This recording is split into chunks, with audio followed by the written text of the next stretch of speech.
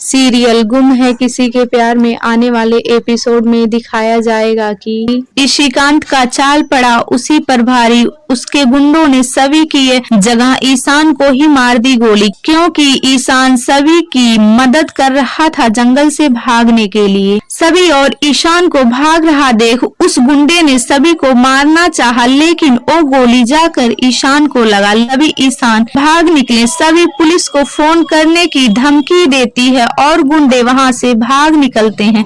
गुंडे अपना हाल ईशिकांत को बताते हैं कि उसने सभी की जगह ईशान को ही गोली मार दी। इसके बाद राव साहब भड़केंगी ईशिकांत पर। इसके बाद राव साहब कहेंगे कि कहाँ है सभी और ईशान, चलो दोनों से मिलते हैं और उन गुंडों से पूछो कि उन्होंने सभी और ईशान को कहाँ लास्ट बार गोली मारी थी। सभी और ईशान दोनों घायल हुए होते हैं और उन्हें काफी चोटें भी आई हों। सभी जैसे तैसे ईशान को संभालते हुए हॉस्पिटल पहुंचा देती है और उसका ट्रीटमेंट भी शुरू हो जाता है।